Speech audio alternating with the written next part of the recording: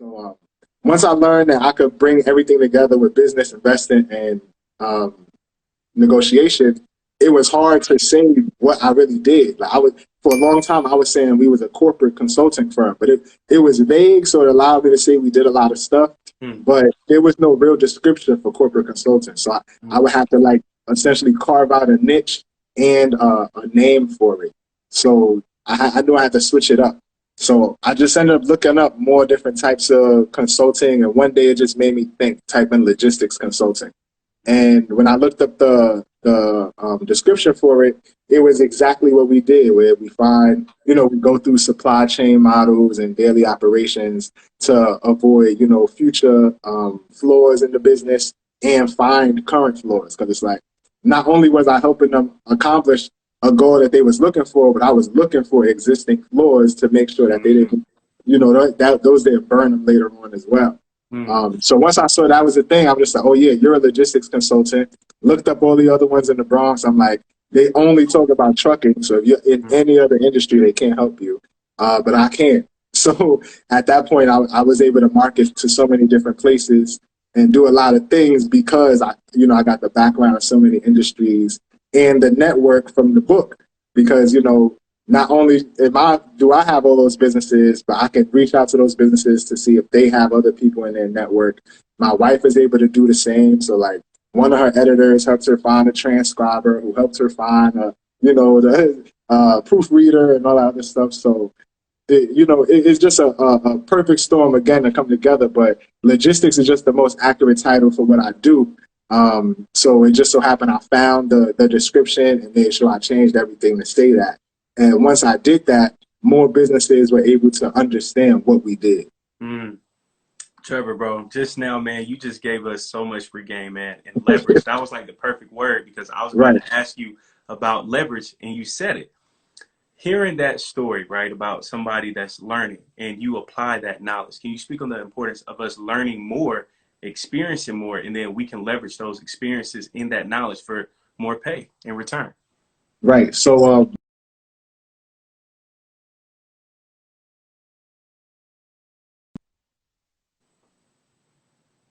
the first one is all about how to sell a product and make income. The second book is all about how to invest and make income. The third is how to negotiate your way into more income. So it'll be for, chapter 1 will be for people who are employees looking to negotiate a promotion or more pay. Chapter 2 will be for consumers trying to buy for the best rate. Merchants trying to sell to the best people or for the best rate.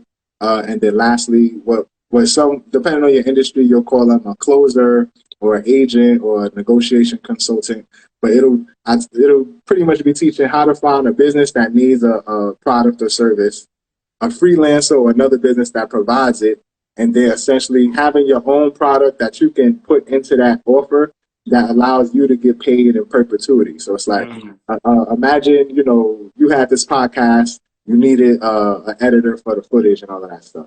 Instead of me just finding an editor that's good and saying, hey, you could be an editor for this guy, and maybe you decide to say, hey, maybe the editor, the footage editor decides to say, yeah, you know what, Trevor, thanks for getting me this client. Here's a percentage. If that happens, I only get it for the first payment.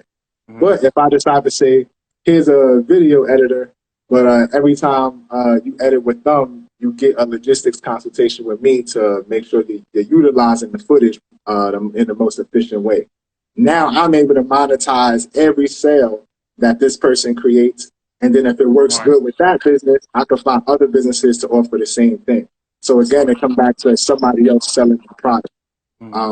So when it comes down to leverage, everybody got to understand where their leverage lies. And I think most people just don't even understand, like they can't even identify leverage. So it's like, if you at your job and you have to do more than what's in your job description, and most people are just like, oh, I can't stand this job, I got to do X, Y, and Z. Me, I'm just like, that's your leverage right there, because you got to do all that extra stuff. If they don't have you, somebody else that don't want to do it going to have to do it. And they may not be as gracious as you. So now, write that down, put it on your resume, and when you go in for that, promotion or whatever, use that as leverage. I'm like, if you're somebody who lives close to the job, use that as leverage. And if you're somebody that is able to come in early or stay late or come in for emergency, that's your leverage. and they're not going to pay you what you. They're only going to pay you what you negotiate for. That's true. I remember being a lifeguard and going in for asking for $12 an hour. They paid me and never even asked to see me swim. They just trusted, but I realized all the other lifeguards on there, they were making $15 an hour. I'm like, what the hell? And I'm like, I was going to ask for 15, but I didn't think they was going to rock with me. And everybody was like, you only get paid $12 an hour. You be up in the lifeguard chair for mad long. Because it was a kid's pool, so they used to keep the drink heated. So if you wasn't in the water, it was like you sitting in a sauna.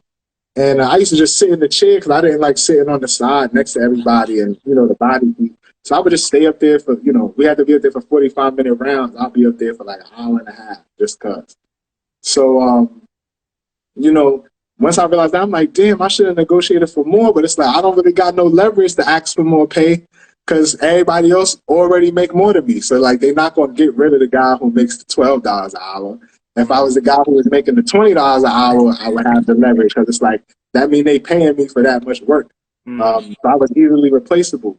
But, seeing it in construction management, one story that will be in For the Hustler Volume 3 is how I left my first construction management job to the project that I work on for transit, and how I was pretty much able to negotiate my way around a drug test.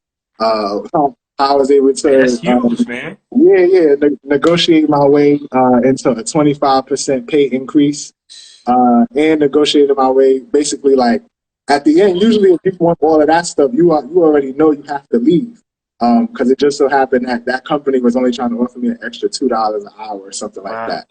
When I got the offer letter from another company offering me an extra like $9 an hour, next thing you know, the company I was working for would respond to me the next day like, yeah, so if we are able to match the offer, will you stay? I'm just like, match the offer? Y'all was just bickering for like 2 weeks about giving me an extra $2 an hour. Now y'all talking about y'all could give me an extra $15,000 just because somebody else gave me a piece of paper that said, like, they don't even know that the piece of paper real. They just know we need him. He's willing to leave. He got a piece of paper that says 40 an hour. So we got offering 40 an hour. So all of those things coming at once. It's just like, yo, Trevor, this is a way for you to like get around a lot of stuff. Like you done talked your way around a piss test. You done talked your way, into more money, and you done talked your way into having this other business breaking a bank. Because I had to think about it. If the state was only giving them $37 an hour for my services, and they were talking about they were going to pay me $40, that means they were going to take a $3 an hour cut from their profit in order to pay me the extra to keep me on the project. So I'm like, wow, so they are able to finagle the rules and stuff like that. Whenever they feel like it, they just make it seem like they can't when you don't have the leverage. Right. And my last point about leverage is I remember I went for a job interview, and you always prepare to talk about your pay in the interview. Because now you could use your leverage to say, I deserve X, Y, Z. You already told me y'all don't have these things. Give me my money. Right? That's basically how it goes. But this large company, they have, let's say you apply online, they have a lady from like, New Mexico or Arizona or something call you. Sounds like just a nice old lady asking you questions about, your background in the industry and this, that, and the third. She's like, okay, I'm going to find, I'm going to send you information sheet to the job offer you listed, but I'm also going to look for other related ones in your area in case you have other openings that you can fill that fit you better. I go in for the interview goes great. And at the end, I'm just like, yeah, so how much is the pay? And because I told the lady how much I was looking for, but, they never told me nothing about it. And he goes, oh, yeah, you'll be getting a call from, I think the lady name was like Tracy or something like that. He's like, you'll get a call from Tracy, and you guys will discuss the pay. And in that moment, I'm like, what the hell? That was the little nice old lady that was asking me all them questions, but she the real negotiator, so they tricked you. And now you done spilled your guts, all the truth to this nice old lady on the phone. Yes, you don't got no leverage because you can't start negotiating with no nice old lady. And before you said I want $40 an hour, now you're like I want 45. Like it don't work that way because she already helped you out.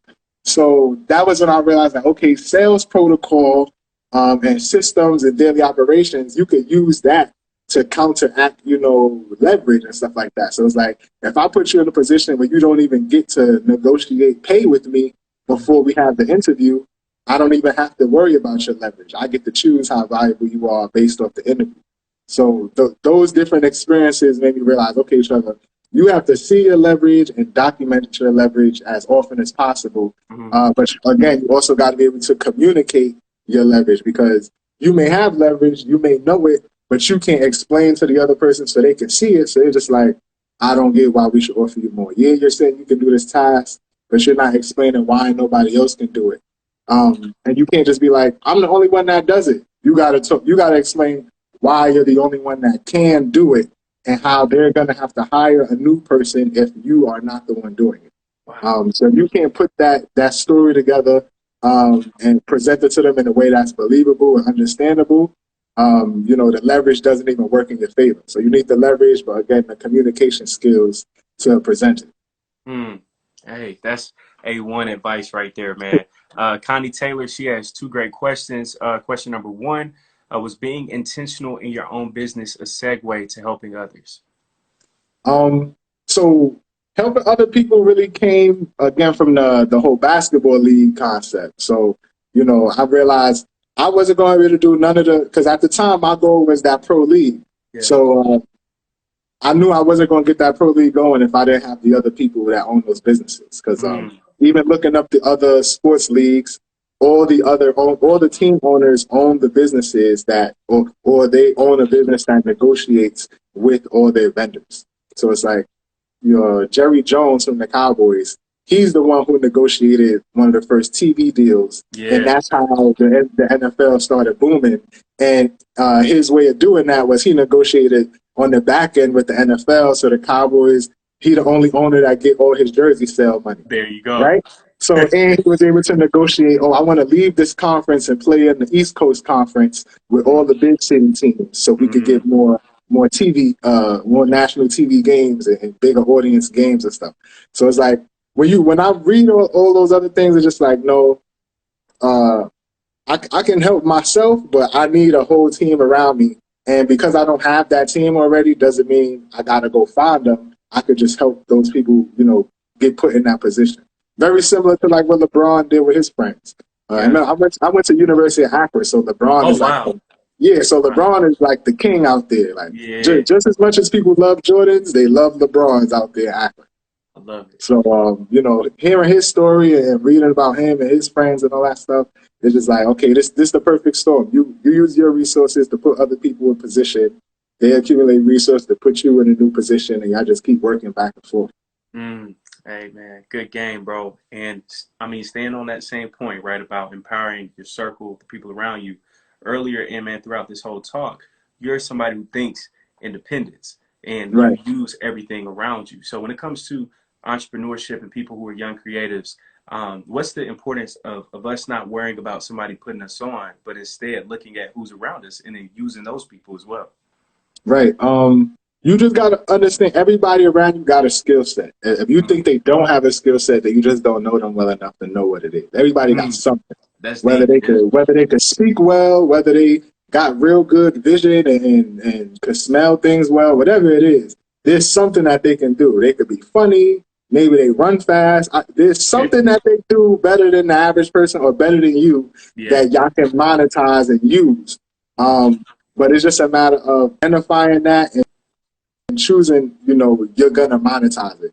Because otherwise you just get stuck in that no man's land of, I got to pay for it. And most people can't pay for everything they want. Like, imagine if everybody that bought a house also knew how to build a house from scratch. It'd be a lot more people building a house. I'm not saying most people would, but it'd be a lot more people doing it as opposed to waiting to fix credit and pay other people and use other people's money. Some people just be like, listen, we just going to buy the plywood and start from the ground level.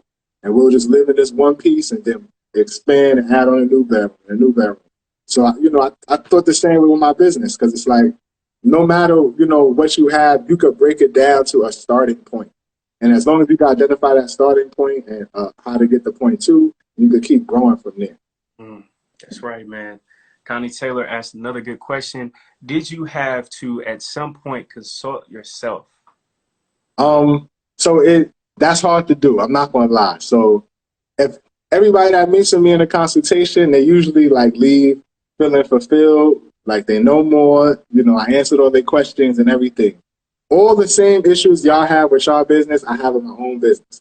So one term I tell them is, you know, in terms of putting the infrastructure of their business together and outsource it, I'm like, you don't want to bottleneck your business where now if you get to your maximum production rate, you can't even take on any more clients. So like it happened with my wife where it got to the point she had like 3 clients at once, and one of them was a ghostwriter client. So she had no time to pitch for new clients. And it was like, okay, we got to put the infrastructure together now to make sure this doesn't happen again. But you're stuck for the next 3 months editing this manuscript because you didn't plan to have somebody else do it.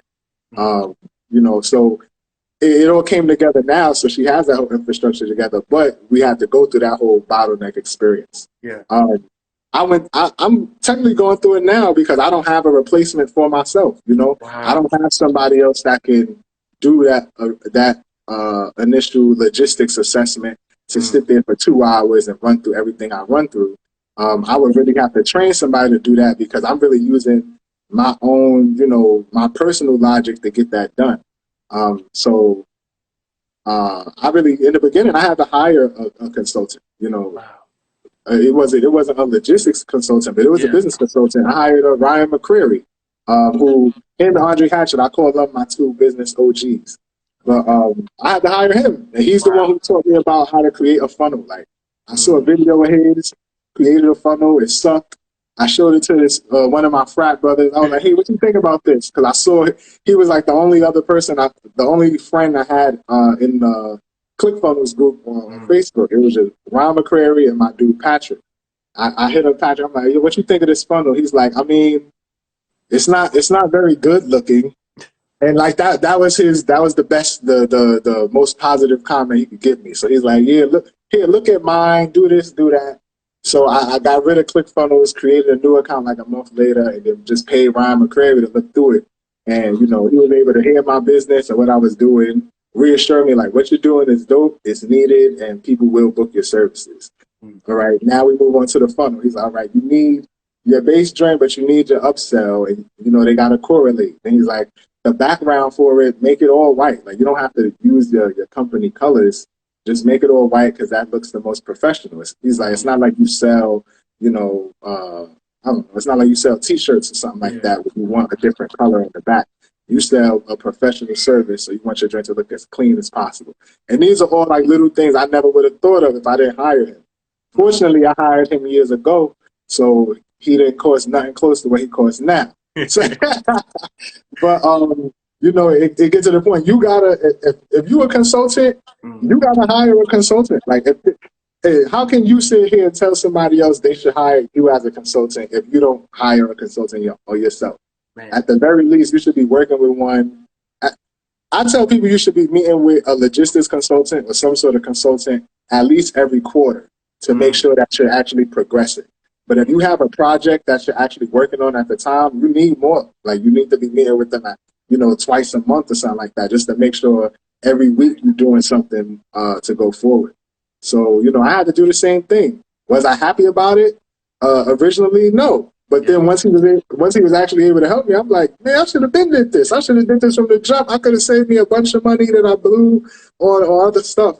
So, you know, I had to hire one. Even I have a client, which Connie knows, named Hassan. He's a personal trainer.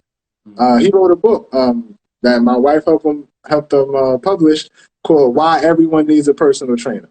Because even he got a personal trainer. He started training for competitions. He got one. So it's like, you need one because you want to lose weight. You need one because you want to build muscle. I need one because I want to be a professional bodybuilder. So it's like, even he's showing you can't provide a service that you don't even, or that you never even purchased on your own. Like, imagine you was offering these podcast services and you never even been on the podcast before. That's facts. That's facts. Man, I love that, bro. So if you can, man, speak on that for people who are somewhat reluctant to hire a business coach, a consultant. What words of advice would you have for them on that? You know, a lot of people is afraid to do it because of the money, right? Because like, consultants aren't cheap, and they're not supposed to be, because you're not paying you're not paying for them to fix the problem that you have right then and there. You paying for them to prevent you from spending the extra time and money to fix it yourself. So, you know, you could go on your own, start your own logistics consulting company, or like I have a course that teach people how to turn their 9-to-5 experience into a consulting company. You could go ahead and do it yourself, and it might be cheaper, you know, in the first year. Yeah. But in year 2, when you realize, damn, I ain't have my taxes set up the right way in year 1, that's going to hurt you. When you realize in year 2, damn, I didn't have my LLC paperwork done properly, and now I can't bid on these government projects, so I got to pay somebody emergency money to fix it. That's going to cost you in the long run. When you actually decide to hire a coach, and they got to actually fix existing problems as well as plan for future problems, you're going to have to keep them on for longer. So you could have met me for 2 hours, and we got you right. But instead, you waited 2 years. You need me for 2 hours to show you everything that's wrong. And then you're going to have to work with me every 2 weeks to fix it all. How do I know this happens? Because it happened to me. Like, with my own taxes, I'm like, I'm going to just hire 1-800 accountant and do what I found on Google. And then I hired, I tried to bid on government contracts. They started asking me for paperwork I never heard of before. Wow. I was like, oh, my taxes got to be wrong, because I didn't even know I was supposed to do it like this. I had to reach out to Andre Hatchett. He had told me about the savvy accountant who I send all my clients to, and she got me right the same way I would with a client. It's like, okay, well, you effed up for 3 years in a row, so I'm going to have to fix that for you. The IRS is going to charge you a fee for each one of those months that you were backed up. But after you pay all of that, I can do your amendment, and going forward, we can make sure this doesn't happen again. So I could have just paid the, $5,000 in my first year, or just, $1,000 to start in my first year to work with somebody like that, and would have avoided the $5,000 or $8,000 it'll probably cost me in the long run, depending on my everything that goes on with the IRS. Fortunately, I'm in a position where I could pay it, but if I wasn't, I'd really be screwed. So, you paying to make sure you don't have a big emergency expense in the future. Because if I told you you pay me $100 now, and I'm gonna stop you from paying, somebody else $10,000 in 3 years, you'll pay it. Yes. Man, that's a fact, bro. That's a fact. How do we attract more clients for people who are consultants, logistics? How do you get more clients? How do you do it? So, one, I will tell you, in the beginning, I didn't like having my face on camera. I didn't do interviews and stuff like that, because I'm just going to put the info out there. They should like the info, blah, blah, blah. I don't want to come off like a salesman. Really, it was just me being scared of sitting in front of the camera talking. So if you're going to be a consultant and you're looking to get more clients, you have to have some sort of presence online.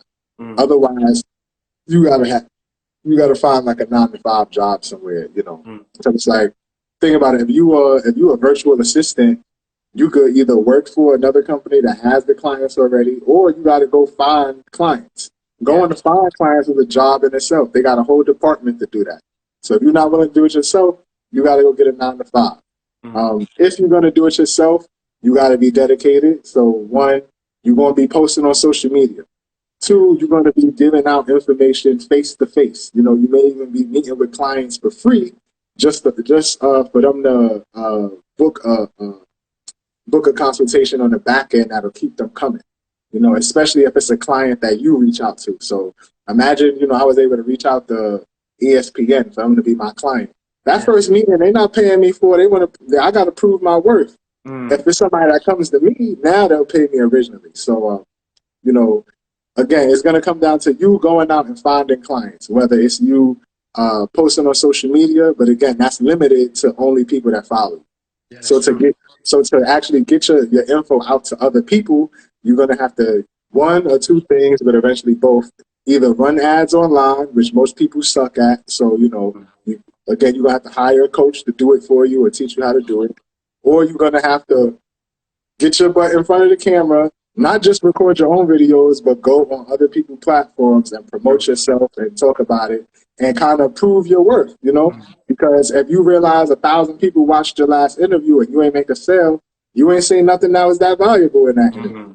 You know, at the very least, somebody should be buying the book, you know? So that's number one. You got to post on social media. You got to cross promote in other audiences because you don't want to have to go out and fish every single client. You want to get to the point where a client is coming to you. Like McDonald's don't got to send me an ad.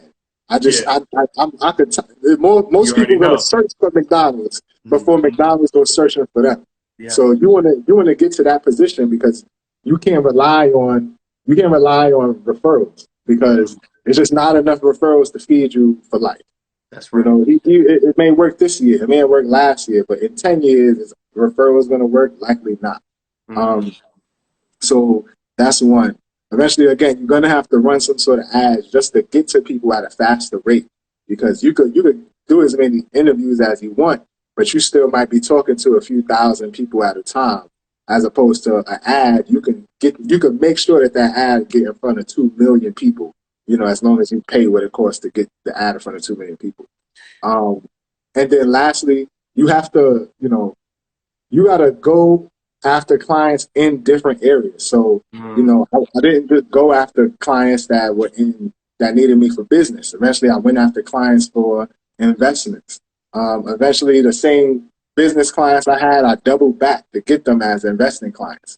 So, you got to understand when you acquire a customer, they're not supposed to stay with you forever. They're supposed to stay with you, let's say 90 days or 6 months until their project is done. Then they're supposed to go execute the plan that you gave them and not come back for another 6 months. Man. So when you think about it, it's like most of the job is really going out finding clients. So again, you need your content out there because even when you do a talk like this, an interview, I've done talks for kids in high schools, online and stuff. The teachers, the hosts, all the people who watch it, they're going to go look up your other content.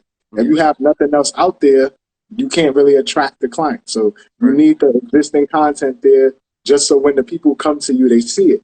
But it's not about you just going out and I'm going to just go find these clients. Like, no, the clients you have to be in a position where clients are coming to find you at the end of the day.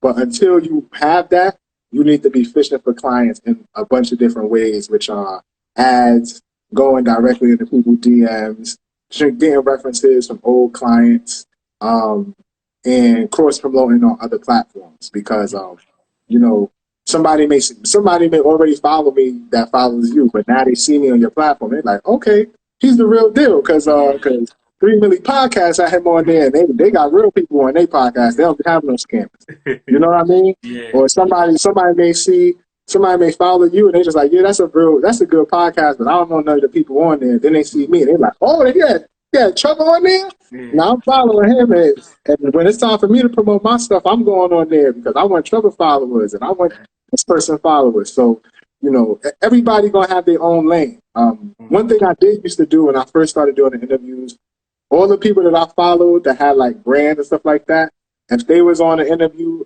if they went on a certain podcast to get interviewed, I'd go reach out to that podcast right after that and be like, I saw you interview Mr. X, and I can also bring value to your audience because X, Y, Z.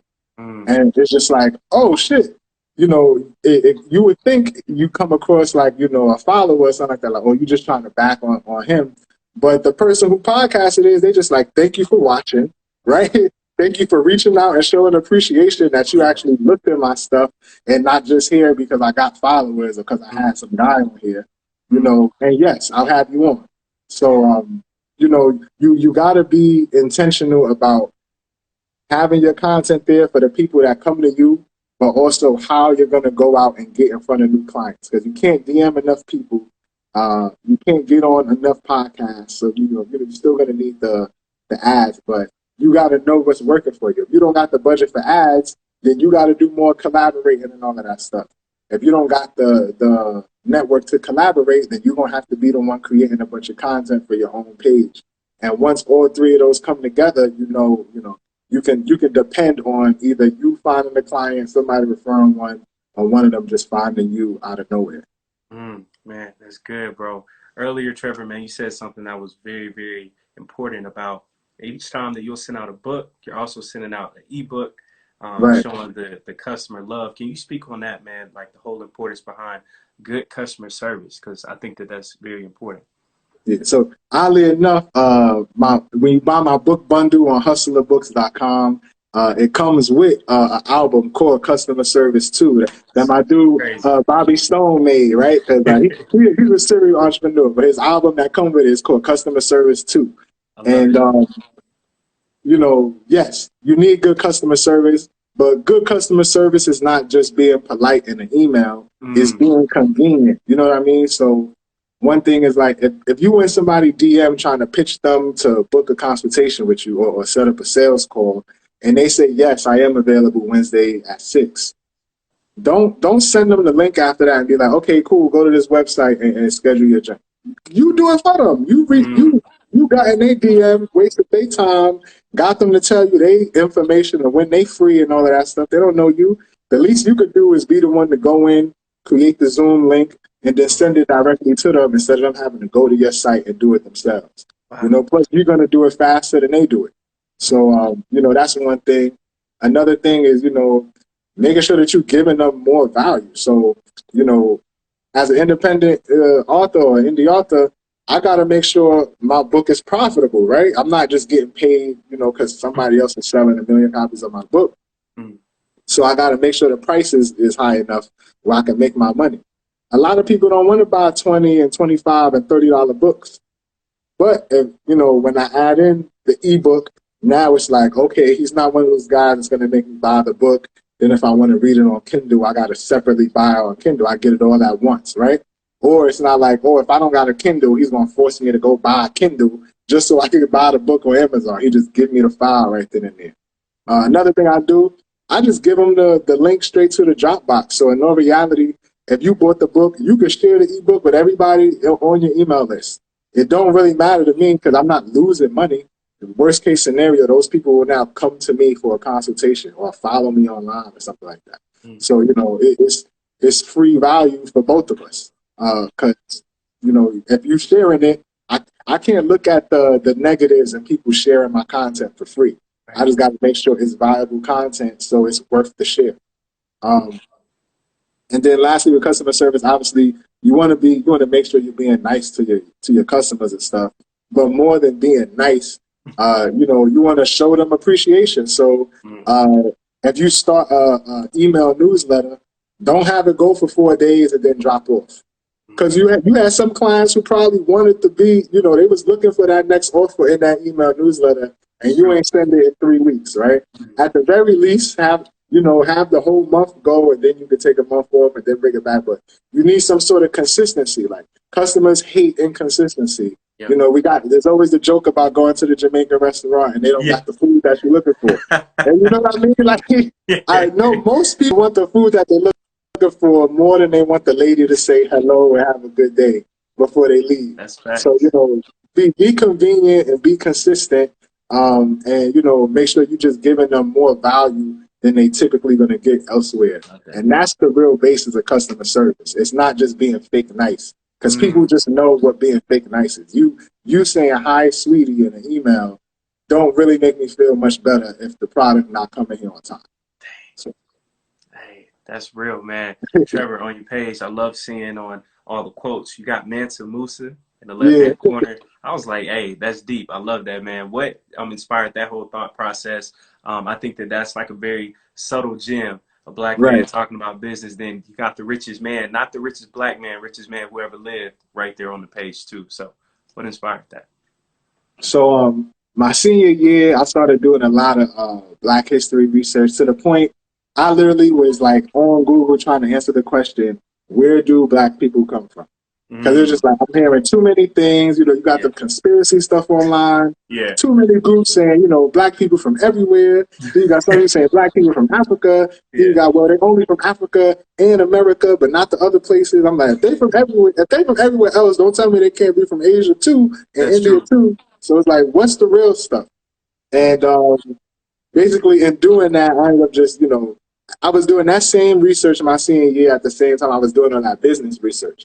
So something made me just type in who was the richest man ever, you know? And Mansa Musa came. I'm like, what the hell is this?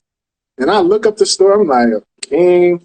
He started, you know, he went to Timbuktu. He did his pilgrimage to Mecca. Yeah. You know, he had his army and his workers, his camels decked out in gold on his pilgrimage. It was just dumping gold everywhere. Gave so much gold to Egypt that it messed up their bank system. Yeah. They didn't have enough coins to distribute off the value of the gold. So people just sitting there with gold in their house, can't use it. And it was just like, wow, this story is crazy. I never heard of it.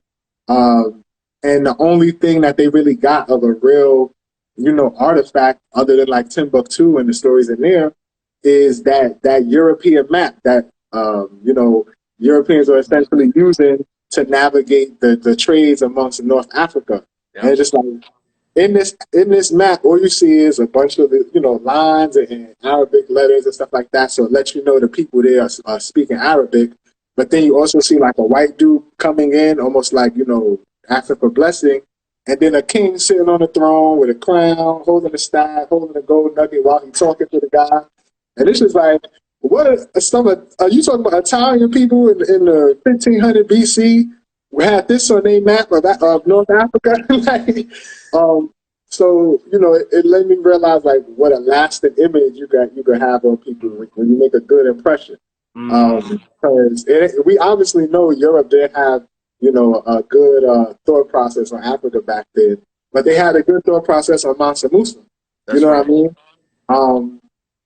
And then it was also the end of the story, which is, you know, he gave out all of that gold that when he finally came back, it ended up costing his empire a lot of wealth. And they was, you know, they ended up falling through that.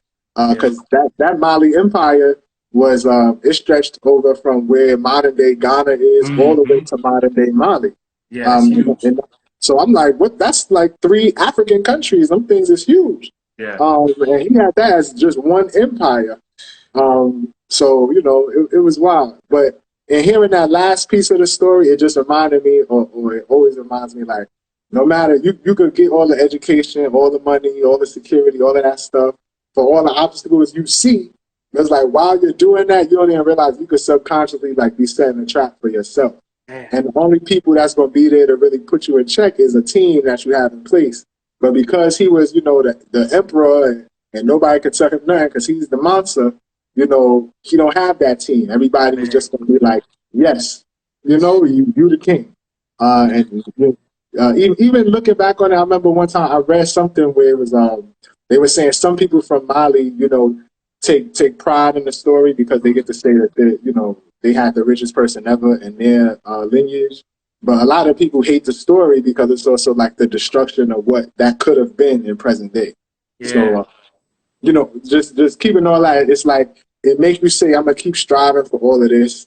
You know, it obviously gave me the excitement and the confidence to say, oh no, I could go get wealth because if some dude was able to go do it in the 1500s, ain't no reason I couldn't go do it in 2015. Right. And then lastly, it's just like, when you're doing all of that, another reinforcement, you need a real team in place because the stronger you become, the less people going to want to keep it real with you. So you got to make sure you got people around to say like, hey, maybe you don't want to go dump everything in Egypt on your pilgrimage. You could deck out everybody you want, but don't drop off all this gold. Let's keep some. So that was my thing. And I always wanted to use the image, but if you notice, I had a design where the garment is a little different. The face is more related to my face, and in the bottom of the garment by the feet, it has Cassaberry written in it. So I was actually able to trademark it. So now, you know, and if you go to the trademark office online and type in Cassaberry, it'll come up. I love it, man. Trevor, bro, you dropped so many gems, man. I enjoyed this talk thoroughly. But before we go, man, real quick, where do you see yourself, your business, everything within the next 5 to 10 years? Well, 5 to 10 years, I'm definitely going to be living in Ghana because my wife is from Ghana. We already got, you know, plans in place to move there. And it's just like, because we have the businesses, you know, and they're able to operate online, you know, we can effectively, there's 3 reasons. One, we can effectively cut our costs in half, go from paying New York City rent to paying, no rent because we were on a home in Ghana, right? And they don't have the same kind of property taxes and all that stuff. You own a home, you own a home. And it's just like if you die and you pass it to your kids, they pay a lifetime tax and then they're done. So that's one thing.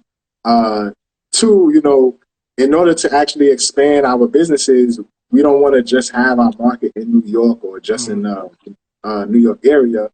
But expansion don't have to just be national; it could be international as well. Right. So with 2020, we've been watching a lot more like African YouTubers and stuff like that. So we into like Warden Maya and Ken Ganda and stuff like that, and all the businesses they show. So it's like, yo, businesses in other countries got the same issues that businesses here have. It's just in a different scenario. So the answers aren't going to be go run a Facebook ad. The answers are going to be much more, traditional. Like, okay, you need a sales team that's going to go out to these places, or you don't need a storefront. You need a travel business where you could go to your clients and just charge them, a convenience fee on top of it, stuff like that. So it's like we can get out there and actually do everything we're doing. Her helping people write books, me helping businesses in an international way, and it sets up for a lot more investment opportunity for people here that want to invest in small businesses there, or people there that want to invest in emerging businesses here. So that's one reason we definitely want to make that move. Two, the only reason I really still work in construction management, other than the fact that I like the money, is I want to get into government contracting. So my business is already registered as a New York City and New York State vendor. I'm still waiting on minority business certification and approval because all the government contracts in New York City, I think 20%, or I think they're trying to get it to 25% or something like that, but at least 20% has to go to women-owned businesses, minority-owned businesses, and locally-owned businesses, in which I fit the minority and the local certification. And I'm like, that's leverage right there. Like, even though some people look at it as a quota and all that other stuff, listen, I'm going to leverage the hell out that quota. So, because right now in construction, most of those minority businesses are owned by Middle Eastern people, or Middle Eastern guys and white women. Yes, yes. You know what I mean? So, and it's just like, this is minority and women business and stuff. This is construction management, so it's not that many women-owned businesses in there. So you really just competing with some other minorities, and y'all all come from the same boat. Y'all all started entry level, found out how everything worked on the back end, started LLC, and started negotiating, and using leverage. So once I get that, I'm able to leverage the fact that I know all the businesses that bid on the type of projects that I've worked on. They need a minority business as a subcontractor or sub-consultant on their bid. The only way that their bid will be accepted without one is if none of the bids happen.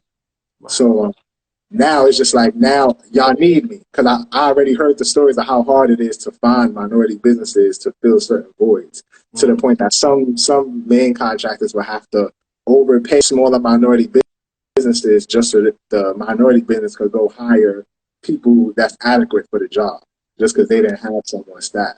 So I'm like, I can effectively raise the standard for minority businesses, because for construction management, a lot of them in New York City are looked at like a joke. It sucks, but it's like, this is a market for me.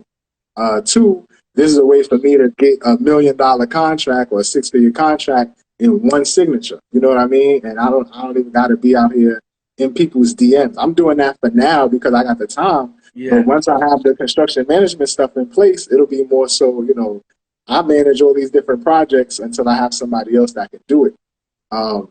And the government contracts, it's actually the reason why my client that was doing the security guard instruction even decided to start the LLC. I was like, listen, they got government contracts. New York City has the most government contracts of all the cities. I'm gonna try to find the stuff so I can start posting it again, but I used to have it up. I think last year they paid like $20 billion in government procurements, which, for those who don't know what that is, pretty much your tax money that the city takes, they use that to, build the bridges and fix the roads and all of that stuff. But the city doesn't hire people to do that 24/7 because they have to pay out, benefits and all of that. So they really just outsource to businesses that already can do the work, that have the infrastructure and everything. All those businesses in the city just register as vendors, and then they bid on the contract. They'll work with a consultant to figure out what the number should be and how much labor should be needed for the contract. And then from all the bids that they have, you got to be either within a 15% margin. So either 15% more than that average cost or 15% below. Anybody else above that, they look at them as they overcharge. Anybody else below that, they say they undercharge, so they're likely not going to do good caliber work. Wow. So because I know that, I'm just like, I have the ability to get on these contracts as a subcontractor, or once I have a large enough, history with my business working on government contracts, I can bid as a prime contractor and then outsource to other minority businesses, to become subs. So in doing all that, I know I can do those things remotely because my business is registered in New York City. So I don't actually have to be here to do it.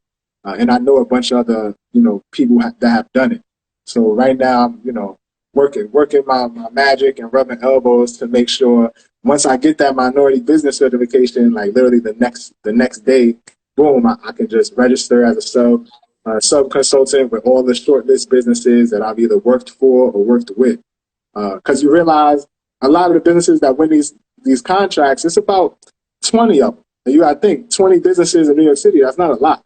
So if you a sub consultant or a sub vendor for those 20 businesses, that's pretty much all the big contracts. And you just know they're going to need minorities. Some other company is probably ahead of you. But when they do call you and say, how many people can you bring in?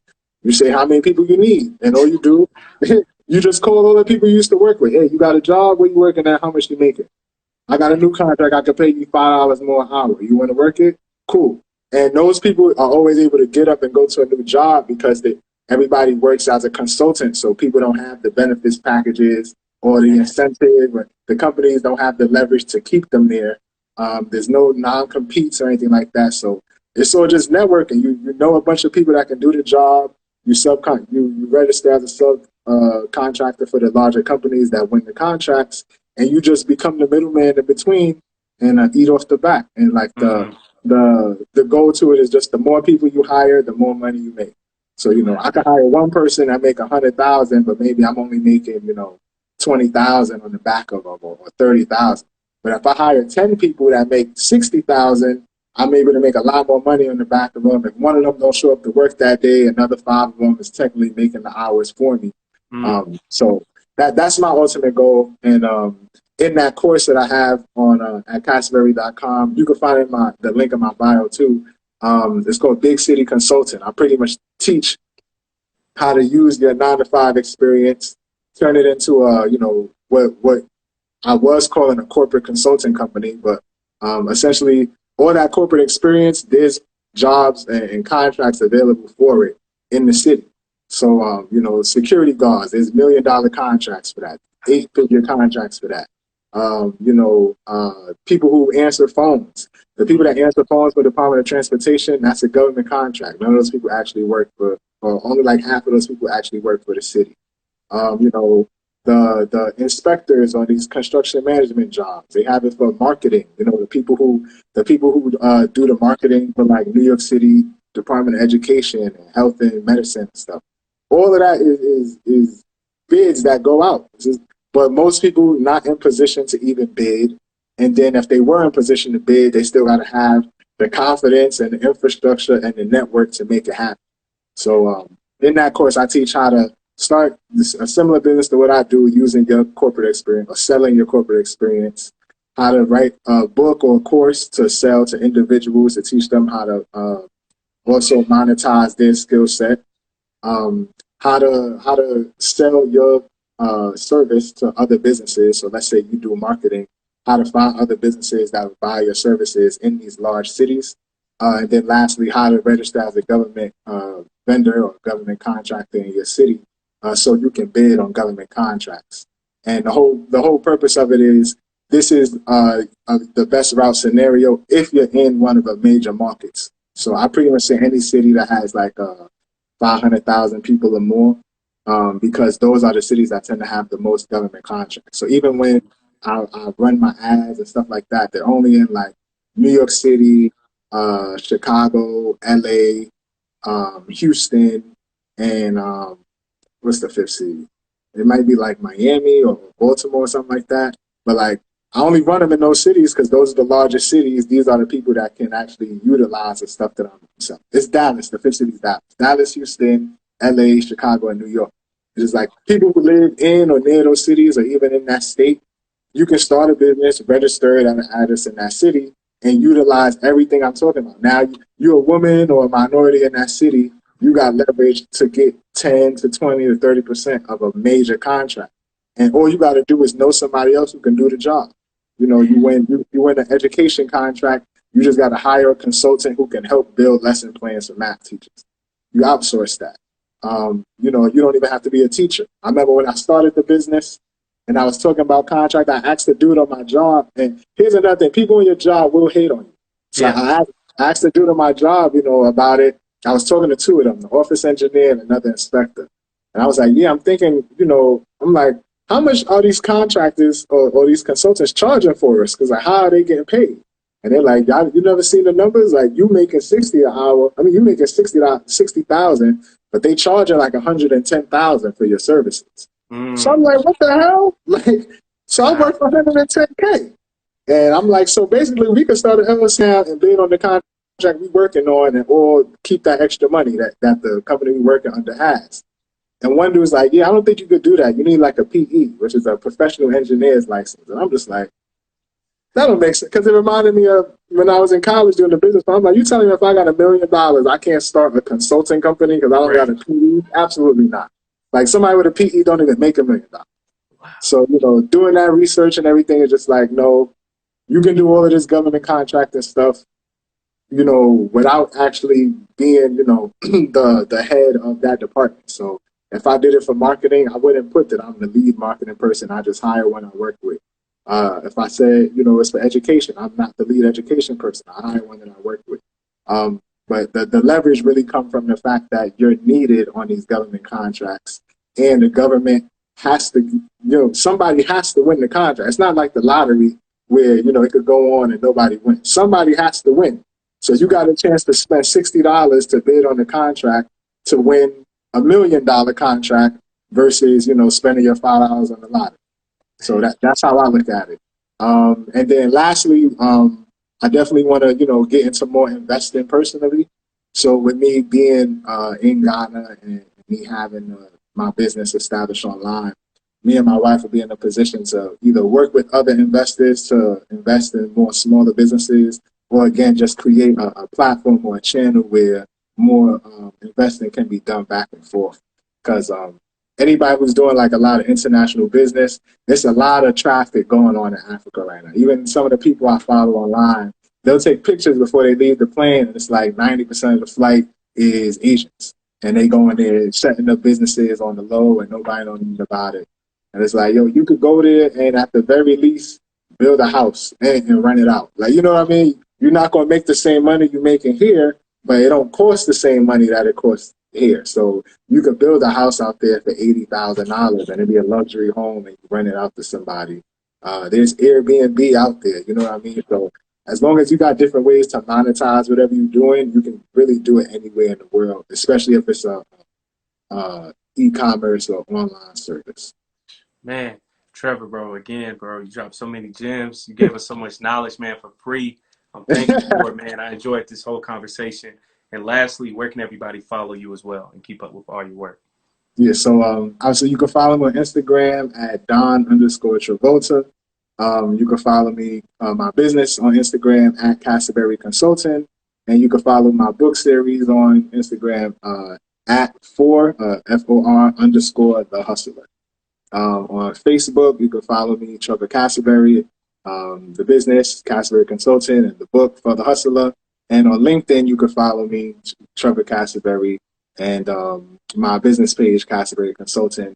Again, if you want to book a free consultation just to see where we can help, or you already know where you need the help and you want to book a full logistics consultation, you can go to Cassaberry.com, and we actually have until June 2nd 50% off our full logistics assessment. So that's where we'll sit with you for, 2 hours and break down. Do you have your customer acquisition, retention, and creation product? What steps you got to create to put that product in place, and then another set of steps to actually push those products.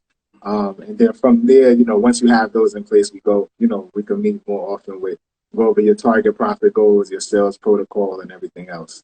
And that, again, that's at Cassaberry.com. And if you just want to look into the book series, that's at hustlerbooks.com. I love it, man. Again, bro, this interview will be posted next week. It'll be saved, of course. I'll share it with you, all that good stuff, man. I got you. But thank you again, Trevor, man. You shared so much game with us. So appreciative, man. Thank you. Of course. And I'm going to DM you after this because I need you to be one of the businesses highlighted in For the Hustler Volume 3. Thank you. Hey, I appreciate that. Thank you, course, bro. Of course. Everybody got to work together just so they can see it on camera. This right here is customer service. You know what I mean? Like, he brings me on and you bring a piece of value. But I need you in Volume 3. I got because, you. Not only are these interviews great, but like the way that you edit and create the content, even your diligence in creating the questions, a lot of people don't know how to sell their own product. And you essentially bring out the questions that help them do that. So all those people who are having imposter syndrome and things of that nature, this is a great platform to come on because he's going to ask you the questions that show you're not an imposter. Thank you, man. King, bro, again, I'm so appreciative. Any way I can help, vice versa. Bro, you're always welcome to come back onto the show, share some knowledge, man. So thank you, Trevor, and you have a great evening, bro. But thank you. Same to you. Thank you for having me, and everybody have a great night. Yes, sir. Peace, man.